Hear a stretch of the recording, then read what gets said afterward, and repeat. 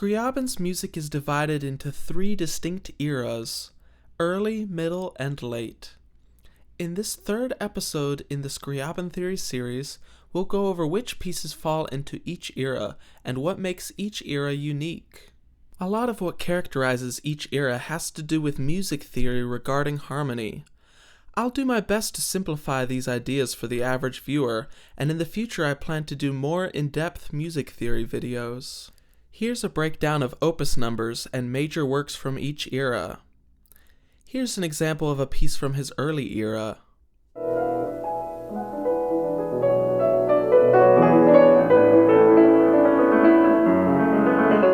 Middle era.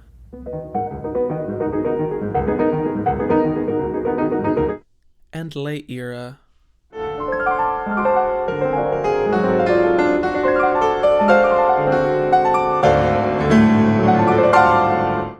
Scriabin's work evolves from traditional tonal harmony to novel atonal harmony. Before getting into the style of each era, let's discuss common characteristics in all of Scriabin's music. Every era features highly chromatic melodies. I honestly can't think of a composer more consistently obsessed with half-steps than Scriabin. Some music theorists believe that the increasing chromaticism of the late Romantic era is what led to atonality. Other qualities that remain constant through Scriabin's life are adherence to traditional form structure, whole tone chords, and virtuosic playing. Most Scriabin fans agree all three eras contain gems of genius. His early era follows most of the conventions of the Romantic era, his largest influence being Frédéric Chopin. He wrote the most music in this era, including his first three piano sonatas, as well as large collections of preludes and etudes. Though this was his most conservative era in terms of novelty, he was already introducing innovative techniques such as extension chords and chromaticism that would later give way to his original discoveries. I've noticed that pianists that only dabble in Scriabin's music tend to prefer this era for its sweet, easy-to-listen-to melodies. His middle era begins with Piano Sonata 4. In the 2-year gap between his second sonata and Sonata 4, he was developing a new technique for voicing harmony. This technique involves stacking pitches in diatonic fourths. The complete voicing in C major would typically begin with C and G in the bass, and then a stack of diatonic fourths off of F.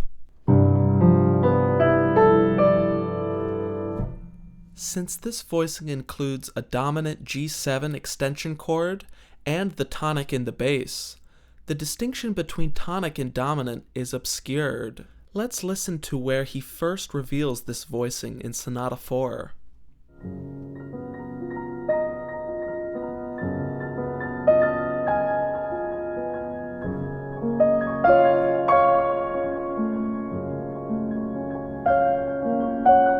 This technique is innovative because it evades the traditional thirds voicing, and it avoids the predictable dominant to tonic resolution that characterizes common practice music theory. While some middle era pieces push the boundaries to increasingly more tonal ambiguity, others could be mistaken for early era music. Scriabin's music changes dramatically in his late era. After another 2-year break between 1908 and 1910, Scriabin began writing exclusively atonal music that never returned to the conventions of the major scale. The same sort of diatonic fourths voicing would be used, but this time using scales outside the major scale. He famously pioneered a chord he called the mystic chord. Unlike the free atonality of Schoenberg, Scriabin's atonality was rigidly limited to a few different scales, the vast majority being either the mystic chord or his octatonic chord. Music theorists are particularly interested in Scriabin's late era because Scriabin introduced a whole new system for harmony, which was the first of its kind that influenced many later composers. In summary, Scriabin's career begins following most of the conventions of the Romantic era, progresses to an innovative style of voicings in diatonic fourths, and then pioneers completely novel atonal harmony in his late era. Most of his late-era music sounds incomparably different from his early-era music. Despite this evolution, the totality of his work is filled with complexity and passion, making every era enjoyable to listen to. What era of Scriabin's music is your favorite to listen to? Let me know in the comment section, like, subscribe, and support me on Patreon.